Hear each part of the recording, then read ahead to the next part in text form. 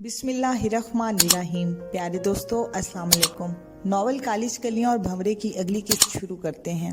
कायरीन, जैसा कि आप जानते हैं, ये नॉवल लाहौर के उस दौर का है जब पाकिस्तान में मोबाइल फ़ोन सर्विस मौजूद नहीं थी। कायरीन की सहूलत के लिए अब इस तहरीर को यूट्यूब की शक्ल में पेश किया जाता है। उम्मीद है कमज़ोरियों के बावजूद आपको पसंद आएगा। हंजला काफी देर तक अपनी मंगेतर के मुतालिक सोचता रहा। उसके मुतालिक सोचना उसको अच्छा लग रहा था। वो खुद साख्ता सपनों में खो गया और उस वक्त चौंका जब इजाज कमरे में आया और उसको आवाज दी। इसके बाद ही उसकी आदत बन गई कि अक्सर फातिमा से बातों के सपने देखता।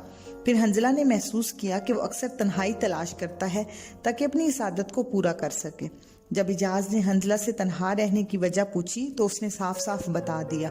इजाज ने कहका लगाते हुए कहा, तो जनाब को मोहब्बत हो गई है और ये तो बहुत बुरी बीमारी है। किसी को अपने होशो हवाश पर इतना सवार करना अपने साथ जुल्म के मुतरादिफ होता है, इसलिए अपना ख्याल करो। फिर एक दिन हंजला के वालिद का खत आया जिसमें बताया गया कि फातिमा की मंगनी इसकी बजाय किसी और से कर दी गई है। इससे फातिमा की मंगनी ना होने की वजह ये बताई गई है कि वो लोग मंगनी के बाद फौरन शादी के ख्वाहिशमंद थे, जबकि हंजला की वालदा ने 2 साल बाद शादी का कहा था। इनके खानदानों में ये रवाज था कि लड़की की जल्द शादी को तरजीह दी जाती थी। इस इत्तला पर हंजला को किस कदर अफसोस हुआ। उसने इजाज को बताया तो इजाज ने हंसते हुए कहा, मैंने कहा था ना कि किसी को इतना होशो हवास पर सवार नहीं करना चाहिए, बाद में दुख होता है, जैसा कि अब तुम्हें होगा। हंजला ने जवाब दिया, नहीं यार, इतने अफसोस की बात नहीं, जो अल्लाह की मंशा होती है वही होता है। हम दोनों एक दूसरे के नसीब में ना थे। जो अल्लाह करता है बेहतर ही करता है। इजाज बोला, अच्छा फर्ज करें तुम्हें अफसोस नहीं होगा, बहरहाल इसको तो याद करते रहोगे, और किस नाते से याद करोगे। हंजला ने उसकी तरफ रुख तक किया और कहने लगा, अफसोस तो किसी हद तक होगा मगर वक्ती तौर पर। तुम नाते की बात करते हो, अब वो मेरी बहन की तरह मोहतरम है। इजाज ने मजाक उड़ाते हुए कहा, तुम भी अजीब हो, जब चाहो ख्यालों में बसा लो और जब चाहो बहन बना लो। हंजला ने दलील देते हुए कहा, इसमें अजीब कौन सी बात है, जब निकाह हो जाए तो बीवी, अगर ना हो तो बहन। इस्लाम के नाते जिसे निकाह हो, इसके अलावा हर लड़की बहन की तरह होती है। वो देर तक इसी मौजू पर बात करते रहे। फिर एक दिन हंजला को अब्दुल रहमान का फोन आया। उसने हंजला को बुलाया। चुनाचा अगले दिन मुकर्ररा वक्त पर वो उनके घर पहुंच गया। रस्मी दुआ सलाम के बाद उसने हंजला से पूछा कि तुम्हारे मास्टर हमायूं की जो ख्वाहिश थी, जिसको पूरा करने के मुतालिक तुमने पिछली मुलाकात में वादा भी किया था, अब क्या इरादा है। हंजला ने जवाब दिया, मैं तैयार हूँ। अब्दुल रहमान ने फिर बात शुरू करते हुए कहा, हमारी तंजीम काफ़ी अरसा से एक पहलू पर तहकीक कर रही है। अब बड़ी मेहनत के बाद उसके सामने कुछ हक़ाइक़ आए हैं। सुनोगे तो हैरान हो जाओगे, और मुसलमानों और इस्लाम के लिए जितना बड़ा नासूर ये हैं, इतने शायद कोई एटम बम भी नहीं होंगे। हंजला बहुत इश्तियाक से उनकी बातें सुन रहा था। अब्दुल रहमान एक लम्हे के लिए रुका, फिर उसने खाली नज़रों से एक तरफ तकते हुए ठंडी आह भरकर कहना शुरू किया, पिछले चंद अरसों से जिस तरह मुसलमानों को खोखला करने की कोशिश की जा रही है, और दुश्मन लोग इसमें काफ़ी हद तक कामयाब भी हुए हैं।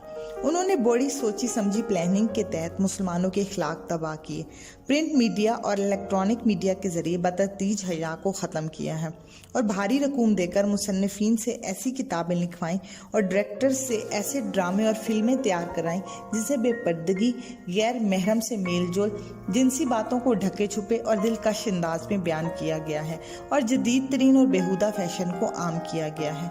फिर अक्सरियत उनकी तकलीद करते हुए अपनी असल पटरी से उतर गई। नीज मुसलमानों के मुख्तलिफ फिरकों की तरफ से ऐसी किताबें शाया कराई गईं कि मुसलमान आपस में लड़ लड़ कर ही मरते रहें, और अब इसके भयानक नताइज भी सामने आने लगे हैं। हंजला जो महव होकर उनकी बातें सुन रहा था, उनके खामोश होते ही कहने लगा, वो क्या सर। अब्दुल रहमान ने फिर अपनी बात शुरू करते हुए कहा, अब टेलीविज़न हर घर की ज़रूरत बन गया है, जिसमें रोज़ाना 2 या 3 ड्रामों में ये दिखाया जाता है कि एक लड़की आहिस्ता आहिस्ता किसी के प्यार में मुब्तला हो जाती है। मजीद ये कि अगर लड़का किसी लड़की से बात या मुलाकात करता है तो वो हक और सच पर है, और अगर लड़की इसके बार बार इसरार पर कोई तवज्जो नहीं देती तो उसको जाहिल और बेहिस के किरदार में जाहिर किया जाता है। लड़कों का लड़कियों को फ़ोन करना, लड़कियों का लड़कों के मुतालिक ख्वाब देखना, क्लास फेलोज का आपस में घुल मिल कर बात करना माशरे का बुनियादी हक बताया जाता है।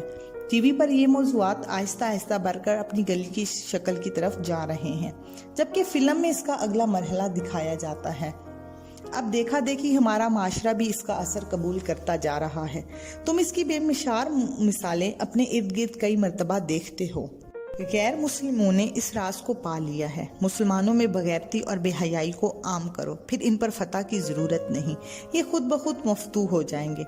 ہم اب ایک پروگرام کے مطابق جس طرح یہ چیز بڑی ہے، انشاءاللہ اسی طرح اس کو کم کریں گے۔ تمہیں بھی اس ٹیم میں شامل کرنے لگے ہیں، بتاؤ کیا ارادہ ہے؟ حنظلہ نے بلا جھجک کہا، یہ میرے لیے اعزاز کی بات ہے کہ آپ نے مجھے اس قابل سمجھا۔ میں انشاءاللہ آپ کو مایوس نہیں کروں گا۔ عبد الرحمن نے کہا، شاباش بیٹے۔ اس کے بعد اسی موضوع پر باتیں ہوتی رہیں۔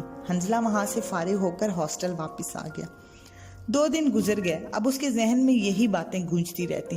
وہ اپنے ارد گرد باتوں کا عملی مشاہدہ کرنے لگا تو محسوس ہوا کہ چند سال پہلے تک اس کے شہر کی لڑکیاں جب سکول جاتی تو شٹل کاک قسم کا برقع پہنتی، جس میں عمر اور جسم کا ہرگز اندازہ نہیں ہوتا تھا۔ پھر کالے برقعے اور نقاب والی چادروں کا رواج آیا تو اس کو ذرا برا لگا تھا، مگر اب 70% لڑکیاں کھلے چہروں سے صرف دوپٹہ لے کر اسکول اور کالج نظر جاتی ہیں۔ واقعی بتدریج تبدیلی ہوتے ہوتے کافی بڑھ گئی ہے۔ ڈراموں پر جب اس نے غور کیا تو یہی بات سامنے آئی کہ کسی ڈرامے میں بھی کبھی کسی لڑکی کو یہ کہتے نہیں دکھایا گیا کہ جس سے کوئی لڑکا بات کرے تو وہ کہے خدا اور رسول نے غیر محرم سے بات کرنے سے منع کیا ہے، یا یہ کہے کہ مجھے کسی کے جذبات، باتوں اور زندگی سے اپنے والدین کی اور بھائیوں کی عزت زیادہ عزیز ہے۔ وہ جو ان باتوں پر غور کرتا جا رہا تھا، اس کا دل ایک کرب میں مبتلا ہونے لگا۔ چند دن بعد حنظلہ پھر عبد الرحمن سے ملنے گیا۔ عبد الرحمن نے بتایا، جس برائی کو وہ ختم کرنے کی کوشش کر رہے ہیں، اس کو بڑھانے والے ان کے خلاف ہو گئے ہیں، اور غیر ملکیوں کے پاکستانی ایجنٹ بھی متحد ہو کر کوئی کارروائی کرنے والے ہیں۔ اور اس نے حنظلہ کو نصیحت کی کہ اپنے گفتار اعمال میں اس چیز کی تبلیغ کرو تاکہ مسلمان اپنے انداز، حیا اور اسلامی اقدار کو خود میں پیدا کر سکے۔ اس کے علاوہ حنظلہ کو عملی طور پر ایک خاص مشن پر بھیجنے کا فیصلہ کیا گیا۔ ملاقات کے بعد حنظلہ ہاسٹل واپس آ گیا۔ 3 دن کے بعد اس کو بیگم ہمایوں کا فون آیا۔ حنظلہ یہ سن کر حیران ہو گیا کہ عبد الرحمن صاحب کو قتل کر دیا گیا ہے۔ اس کے بعد حنظلہ بیگم ہمایوں کے پاس گیا تو پتہ چلا کہ عبد الرحمن کو غیر ملکی ایجنٹوں نے ہی قتل کرایا ہے۔ تھوڑی دیر بعد ہاشم صاحب آئے، یہ بھی سر ہمایوں اور عبد الرحمن کے قریبی دوستوں میں سے تھے اور ایک کالج میں بطور لیکچرار تعینات تھے۔ اس نے بتایا کہ عبد الرحمن کے قتل ہو جانے پر بھی یہ مشن جاری رہے گا۔ اس دن اس موضوع پر باتیں ہوتی رہیں۔ 3 دن بعد ہاشم نے حنظلہ کو بلایا۔ وہاں اس کی ملاقات ایک طالب نامی نوجوان سے ہوئی جو اس سے تقریباً 2-3 سال بڑا لگتا تھا۔ ہاشم نے ان دونوں کے ذمہ ایک بہت اہم کام لگایا۔ دونوں نے مل کر ایک چھاپے خانے کو آگ لگانی تھی جہاں رات کے وقت غلط اور بیہودہ ناول اور کہانیاں چھاپی جاتی تھیں، اور ان سے بھی زیادہ خطرناک چھاپی جانے والی کتابیں اور لٹریچر جو مسلمانوں کے مختلف فرقوں کے خلاف ایک دوسرے کی تفرقہ بازی کے متعلق تھیں۔ وہاں پر ایک ناسور پیدا کیا جا رہا تھا جو ایک طرف تو نوجوانوں میں جنسی بے روی پیدا کرے اور دوسری طرف مسلمانوں کو ایک دوسرے کے خلاف برسرے بیکار کرے۔ دن میں اس پریس پر کورس کی کتابیں پرنٹ کی جاتی۔ اگلے دن حنظلہ اور طالب علیحدہ علیحدہ مختلف اوقات میں جا کر سروے کرائے، اور وہ چھاپا خانہ ایک بازار سے ملحقہ گلی میں واقع تھا۔ دن کے وقت وہاں پر خاصے لوگوں کی چہل پہل ہوتی تھی۔ یہ دونوں مختلف پہلوں سے اس کے محلے وقوع کا جائزہ لے کر آئے، لیکن چونکہ انہوں نے وہاں پر رات کو ایک ایکشن کرنا تھا، اسی لیے اگلی رات کو طالب وہاں پر راؤنڈ لے کر واپس آ گیا تھا۔ اس چھاپے خانے کو تباہ کرنے کے ساتھ ساتھ ان کی یہ ذمہ داری بھی تھی کہ وہاں پر موجود نگران کو اغوا کر کے لایا جائے، جس کا نام مشتاق تھا۔ وہ ایک با اثر آدمی تھا، جبکہ وہاں پر موجود عملے کو صرف جان سے مارنے کی دھمکی دے کر آئندہ ایسے کام سے باز رہنے کی تنبیہ کرنا تھی۔ آخری دن اس مشن پر ایک مزید ساتھی اختر کا اضافہ کر دیا گیا۔ وہ جب رات 11 بجے اس بازار میں پہنچے تو وہاں پر لوگوں کی آمد و رفت نہ ہونے کے برابر تھی۔ انہوں نے اپنے ساتھ مزید 3 موورز لیے جن پر سائلنسر لگے ہوئے تھے۔ ان کے علاوہ پٹرول کے 2 گیلن بھی ساتھ تھے۔ وہاں پر پہنچ کر ارد گرد کے ماحول کا جائزہ لے رہے تھے کہ اندر سے ایک آدمی باہر نکلا اور دروازہ بند کر دیا گیا۔ انہوں نے اندازہ لگایا کہ وہاں پر سیکیورٹی کا اتنا زیادہ انتظام نہیں تھا، یا شاید انہوں نے ظاہری طور پر کم مگر باطنی طور پر زیادہ احتیاط کی ہو۔ दरवाजा बंद था, वो दरवाजा खटखटाकर अंदर ना जा सकते थे। दरवाजे के ऊपर एक रोशनदान था जो खुला हुआ था, आम आदमी उसमें से आसानी से गुजर सकता था। स्ट्रीट लाइट की मौजूदगी में रोशनी काफी हद तक फैली हुई थी। अख्तर गाड़ी का बोनट खोलकर इसको चेक करने के अंदाज में खड़ा हो गया, जबकि तालिब और हंजला चेहरे पर मास्क चढ़ाकर आगे बढ़े। तालिब आराम से दरवाजे पर चढ़कर रोशनदान के करीब पहुंचकर आहिस्तगी से अंदर दाखिल हो गया और धीरे से दरवाजा खोल दिया। अंदर का माहौल उनके लिए अजनबी था। वो बड़ी आहिस्तगी से दबे पांव राहदारी से गुजरकर आखिर तक पहुंच गए। राहदारी के आखिरी सिरे पर दाएं तरफ एक कमरा था।